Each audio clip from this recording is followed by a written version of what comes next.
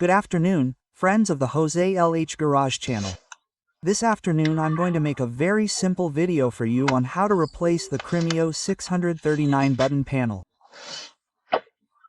As you know, I've already made a video on how to repair the window lifters on this van, which break quite frequently. Either the plastic parts or the cables themselves break quite frequently, or the motor almost never breaks. I'll leave you a link here for those of you who are interested in seeing how to fix the window lifters. But in addition to this, for me now, by chance, one or the other usually breaks more or less every 3 years, the other one usually lasts 3 years. Let's see, since the repair kit for each window lifter costs €14 on Amazon, I'll leave a link to Amazon in the video description to buy it, because I don't really care that every 3 years I have to spend €25 to change both window lifters and that's it. It doesn't matter, it's the case now, more coincidentally, one and the other have broken. And then, it also had this little button. You see it's broken and this little piece of plastic.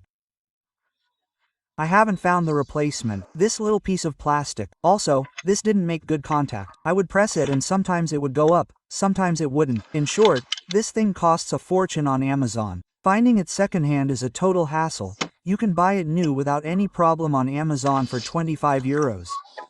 For €25, having this repaired is a bargain. So here it is, and I'm going to make the video on how to replace. Today's video is on how to replace this button panel on the driver's side. The passenger side is exactly the same process. It's just a little easier, or just as easy because it has more buttons. It's not more difficult, it's just figuring out how to remove the connector, the whole thing. In other words, what it's all about is removing the panel, accessing the button, disconnecting the connector, putting in the new button panel that goes here with some screws, and that's it, done. In 5 or 10 minutes you'll have it done. See? This button panel fits like this, and then here it goes with 2 screws. Now let's see it anyway so as not to make the video too long. To remove the door panel, I'll leave you here the link to this video on how to fix the window lifter issue, of the front door of the Vito 639, because the first part of that video, which is like 5 minutes or so, explains how to remove the panel. But anyway, there's no problem. It's the 3 screws here that it has here, 1, 2 and 3. And then pull this way and pull it up. There's nothing else, right? It's that easy. You don't even need to watch the video. Remove those 3 screws, pull from here because it has some staples, and pull it up. Be careful because there will be the hook for the... We'll see it now. Anyway, in this video we're going to see the hook for the handle, right? That has to be disconnected to work properly with this, and that's it. Come on. So what I'm going to do is unscrew these 3 screws there. Well, now the 3 screws are removed, and now simply pull this way, you see, and up. And now we have the panel removed, the trickiest thing.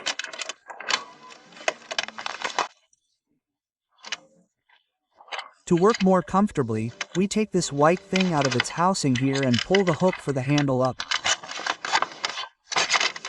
Do you see the cable coming through here? Well, you have to pull it carefully with both hands, the hook up, the handle, and now we have to remove the door. It's easier than removing the connector from below. We remove it from here, see? We pull this one down here and this one down. And now we have it free, so we can turn the window in the door, and it's easy. Come on, now I'm going to remove this little hook by pulling it up. Well, now we can see the door from the inside. Now we can also remove this connector here. Now I'll tell you which is the connector tab. I can't see it now. See? And here it goes with 2 screws. We remove all 2 screws and it won't come out. It doesn't have ground. It's that easy. It changes in 5 minutes and the little button stops giving problems. The 2 screws here are 2 Torx screws. Once we remove these torsional screws, we simply pull this way and that way, and it's out. We can now replace it. Let's see. If only this button had broken and you want to keep the original button panel, you could buy this little piece on Amazon and pay €25 for it. It's outrageous. I haven't seen any changes. I haven't seen it, right? However, in my case, the mechanism was broken, right? I mean, it made very poor contact and sometimes it went up, sometimes it didn't. It went up whenever it felt like it. So, I'll put a new one in and it's ready. Let's take this connector out here. Here, this connector here, there's no tab or anything, it's pressure. Okay, pull, you don't need your hands. Hold it with one hand and pull and the connector comes out. As I needed to know, the original Mercedes reference is this, MBAA 63,954,501.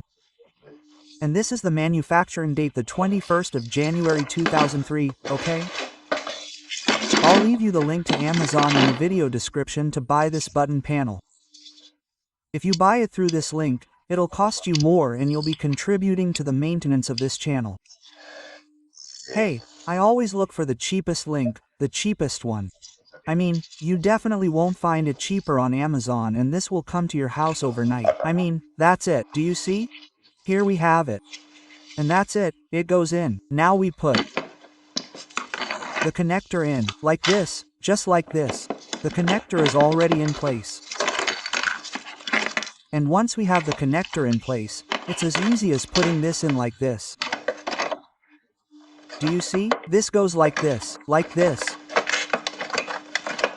Let's see, just a second so I can see it well and I'll show it to you. Well, that's it, ready, not in place, we finished screwing it in. We screw it in well. Done. I put the one he removed to work more comfortably. I put this one back on. It's already on. Let's check that it's ready.